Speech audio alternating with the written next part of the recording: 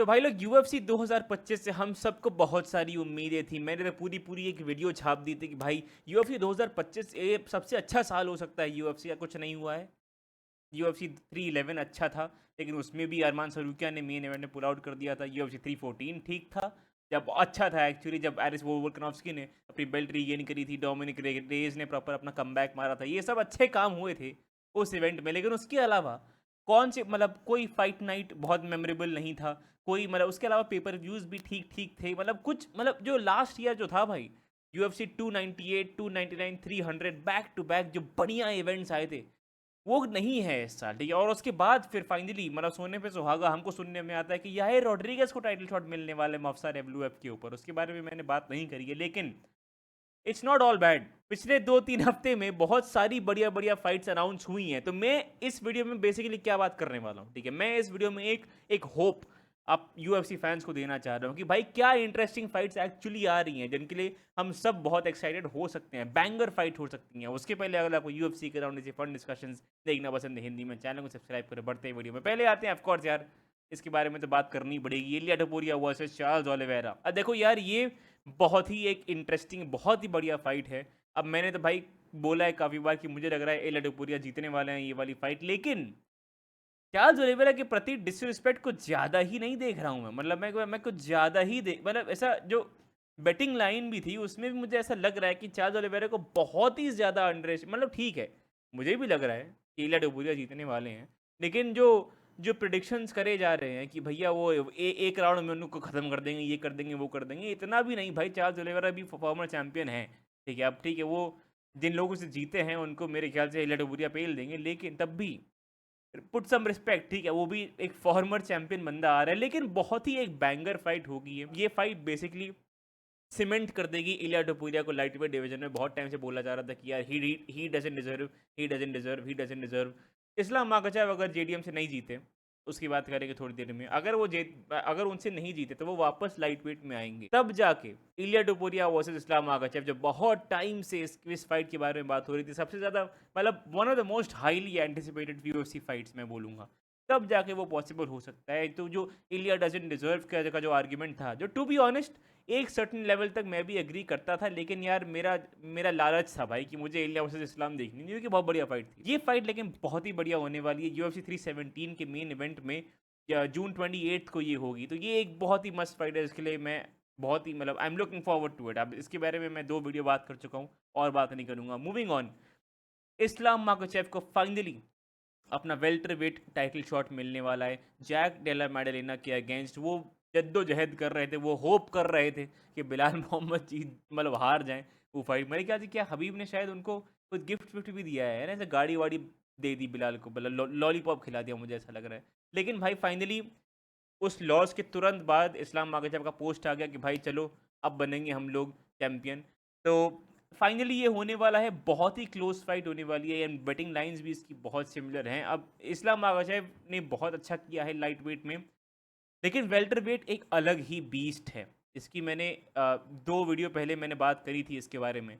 Welter wait मुझे लग रहा है यूएफसी हिस्ट्री में सबसे ज़्यादा स्टैक्ड मुझे आज लग रहा है। प्रोस्पेक्ट्स ऑन प्रोस्पेक्ट्स, मतलब इस्लाम अगर बेल्ट जीत भी गए, उनका अनडिफीटेड रहना मुझे वेरी ऑनेस्टली बहुत मुश्किल लग रहा है। मुझे लग रहा है एक फाइट अगर ये जीत भी गए बेल्ट, 1-2 फाइट और करेंगे, बेल्ट अगर डिफेंड कर लिया, उसके बाद वो सोचेंगे रिटायरमेंट का। 34 साल की हो गए हैं। एक हबीब ने भी काफ़ी जल्दी रिटायर कर दिया, तो उनके कारण कुछ और थे।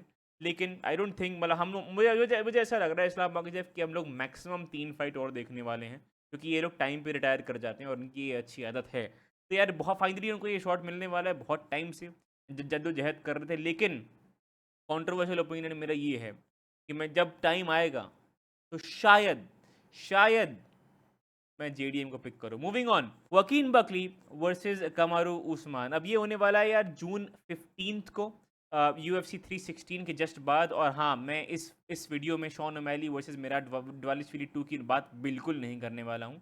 बट हाँ, ये फाइट होने वाली है, ठीक है। वकीन बकली अभी एक बहुत बढ़िया विन से आ रहे हैं अगेंस्ट कोल्बी कविंगटन। उनको लहूलुहान करके डॉक्टर स्टॉपेज उनका करवा दिया था।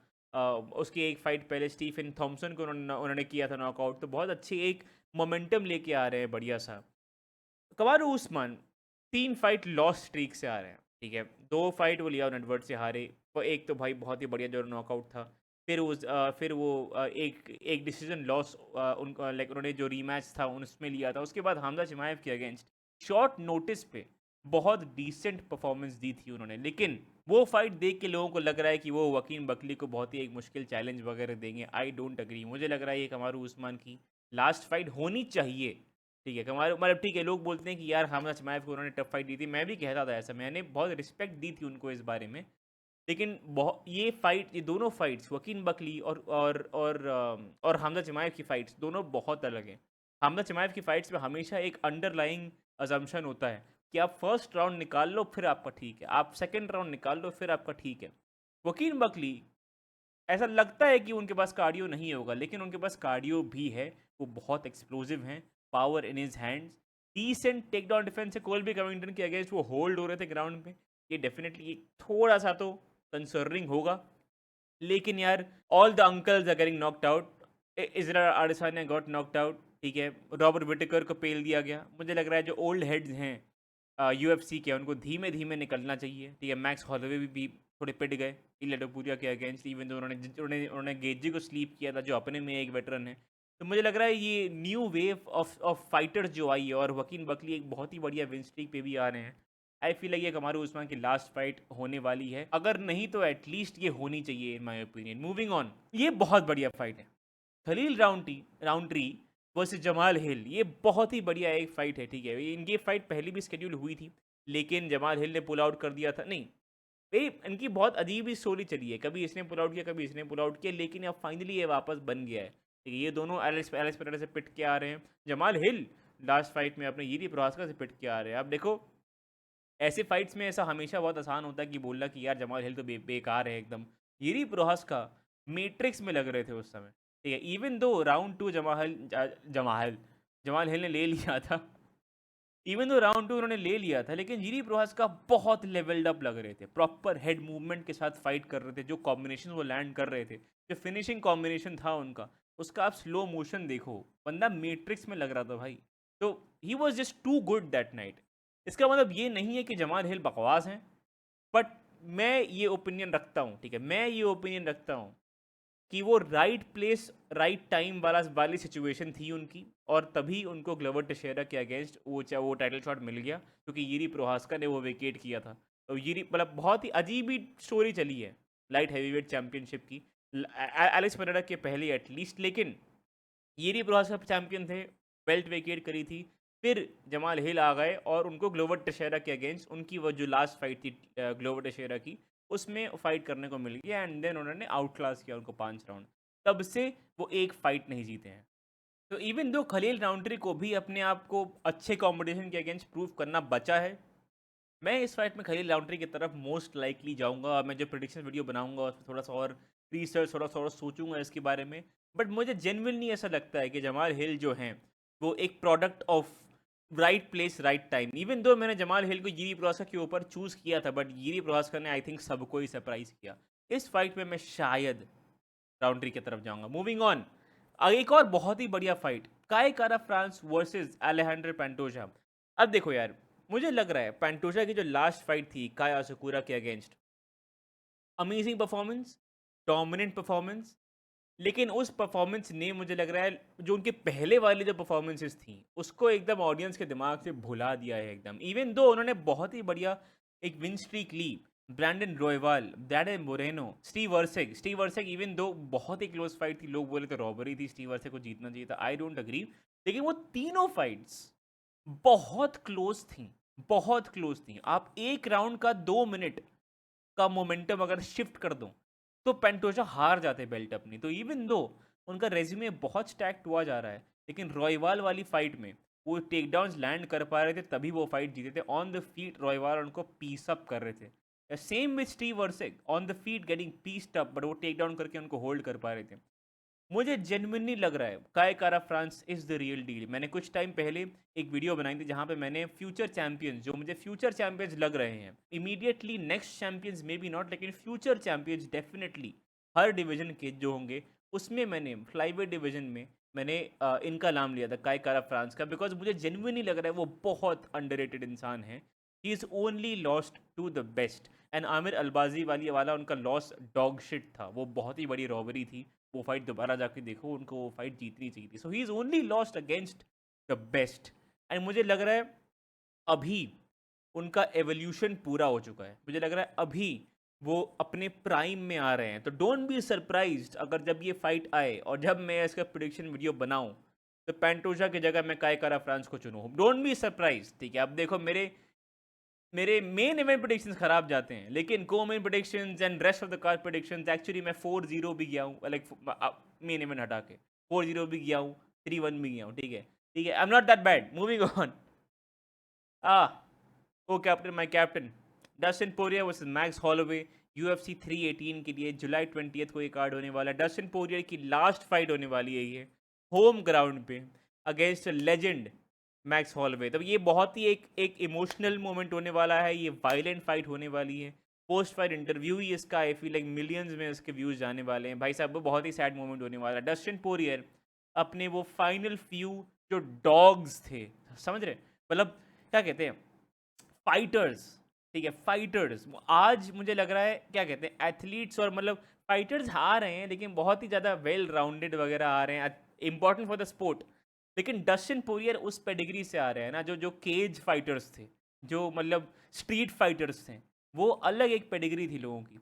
आज डेफिनेटली एक अच्छा स्विच आया है और रिफाइंड हुआ जा रहा है स्पोर्ट। बट डस्टिन पोरियर एक जो लास्ट गार्ड है, जो डॉग्स का लास्ट, जो जस्ट ब्लीड फाइटर्स थे उनमें से लास्ट है। मतलब मैं बहुत यार इमोशनल होने वाला हूँ यार, ठीक है। मुझे मुझे बहुत ही पसंद है डस्टिन पोरियर। एंड ये वैसे फाइटर है जिन्होंने अपनी सेकेंड लास्ट फाइट में तो शायद greatest most skilled fighter of all time Islam Makhachev हैं, उनको एक बहुत मुश्किल फाइट दी थी।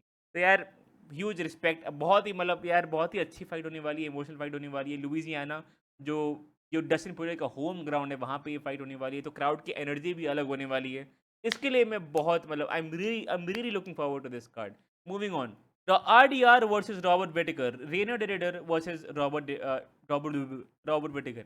Rainer de Ridder versus अरे यार रेनर डे रिडर वर्सेस बो निकल हुआ था अभी, ठीक है। और बो निकल ने उस मतलब सेकंड राउंड में वो फिनिश हो गए थे।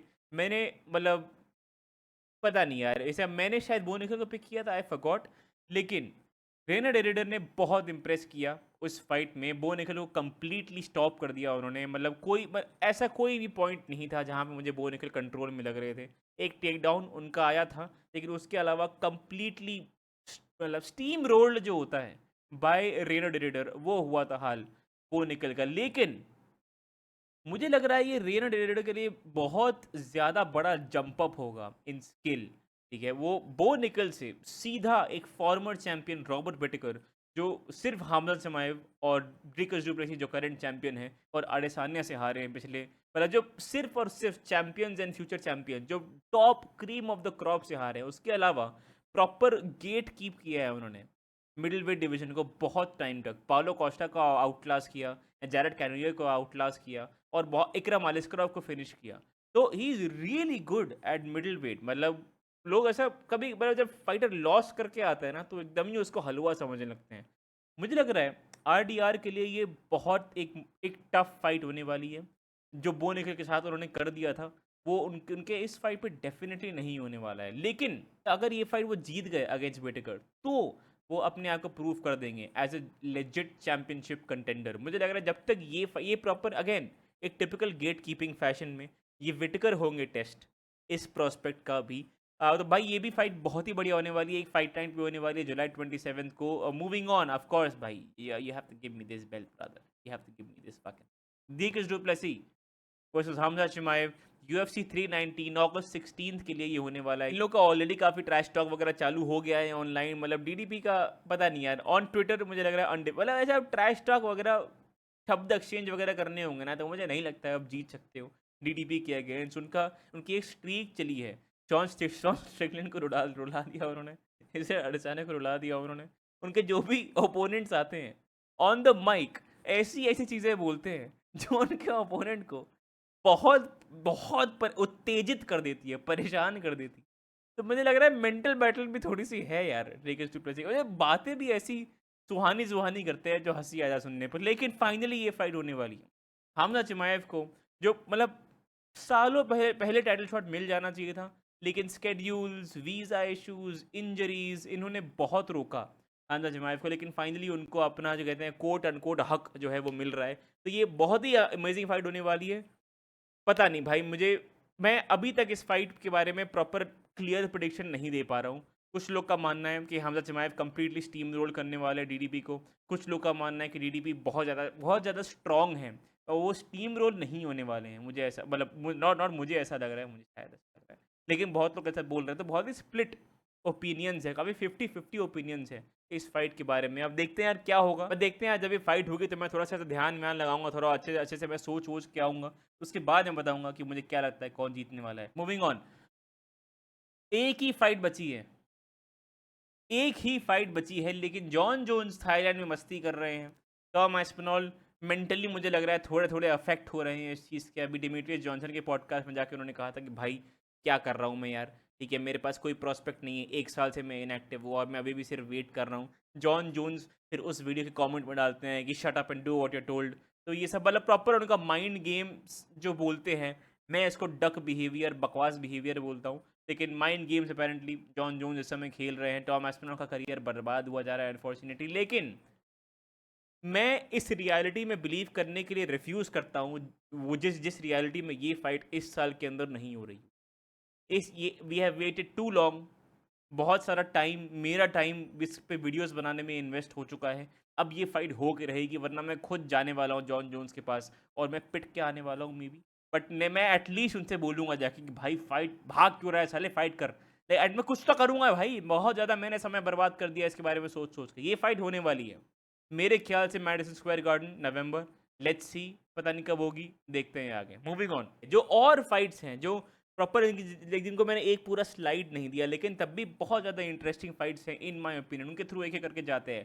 पहले तो भाई पैची मिक्स का यूएफसी डेब्यू होने वाला है, यूएफसी 316 जून 8 को अभी तुरंत आने वाला है अगेंस्ट मारियो बटिस्टा। और फिर पैची मिक्स से बहुत ही इंटरेस्टिंग एडिशन हो जाएंगे यूएफसी बैंटमवेट डिवीजन के, जिस डिवीजन को उसकी बहुत ज़रूरत है to be honest with you. Moving on, Rafael Fiziev versus Ignacio Bahamondes, ये भी एक बहुत इंटरेस्टिंग फाइट है, लेकिन मुझे लग रहा है यार राफेल फिजीव कुछ टाइम में सोच रहे थे फेदरवेट में जाने का, क्योंकि वो लाइट वेट उनके लिए बहुत बड़ा पड़ रहा है। Ignacio Bahamondes I think tallest lightweight है, अगर जोएल एल्वारेज ना हो, आई थिंक वो सेम हाइट। इग्नासियो बाहामोंडेज एक बहुत बड़े लाइट वेट हैं, तो ये साइज डिफरेंस बहुत फील होने वाला है राफेल फिजीव को। लेकिन तब भी regardless of size difference, Rafael Fiziev बहुत स्किल्ड हैं एंड बाहामोंडेज के लिए एक बहुत रियल टेस्ट है कि क्या, ठीक है, वो जेलन टर्नर के अगेंस्ट अच्छी विन लेके आए हैं, लेकिन टर्नर ने उस फाइट में रिटायर कर दिया, तो मे बी वो ऑल, आई डोंट नो, ठीक है। राफेल फिजीव ऐसे फाइटर नहीं है जो अभी रिटायर होने वाले हैं, ठीक है, इवन दो उनका कुछ सेटबैक्स आए हैं। बहुत इंटरेस्टिंग फाइट ये होने वाली है। तो मतलब राफेल फिजीव भी आई थिंक इस फाइट के बाद डिसाइड करेंगे क्या वो मूव डाउन करना चाहते हैं, क्या वो लाइट वेट पे रहना चाह रही है। बट ठीक है, amazing banger fight. Moving on, मनल कैप वर्सेस ब्रैंडन रॉयवाल, ये फाइट एक यूएफसी फ्लाईवेट डिवीजन के लिए एक नंबर 1 कंटेंडरशिप के लिए आप मान सकते हो यूएफसी 315 के लिए होने वाली है जून 29 को।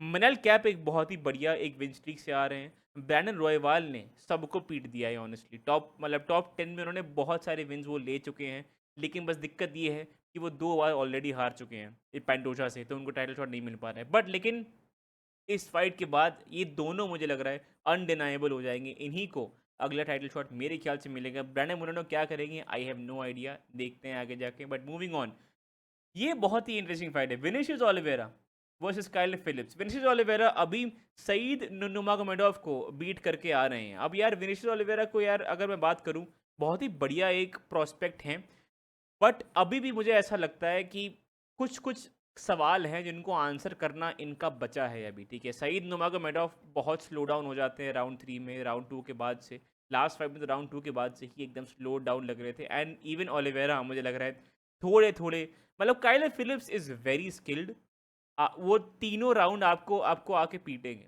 ठीक है। क्या ओलिवेरा वो ऑफेंस झेल पाएंगे, बिकॉज काइलर फिलिप्स एक बहुत ही मतलब वो ऐसे फाइटर हैं जो टॉप 10 ब्रेक नहीं कर पा रहे हैं, लेकिन टॉप 15 में बिलोंग करते हैं, ही इज़ दैट गुड।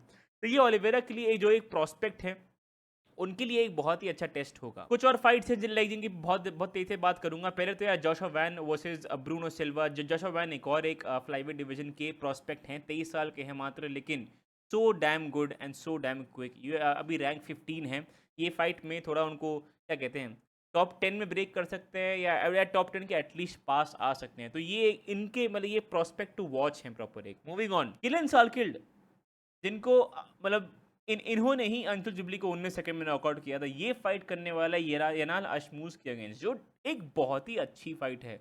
यनाल आशमूज भी एक डिसेंट मतलब क्या मतलब विन स्ट्रीक तो उनकी नहीं चलती हुई आ रही है, लेकिन तब भी एक बहुत ही अच्छे फाइटर है। विन लॉस को जो भी हो उनका, तब भी as an unranked lightweight बहुत ही अच्छे फाइटर हैं। तो उनके UFC 316 को ही अभी जो कार्ड आने वाला है अगला पेपर व्यू, उसमें ये फाइट होने वाली है। तो देखते हैं भाई क्या किलन सार्किट जेन्युइनली इतने अच्छे हैं या क्या अंशुल जुबली। बट ठीक है, मूविंग ऑन।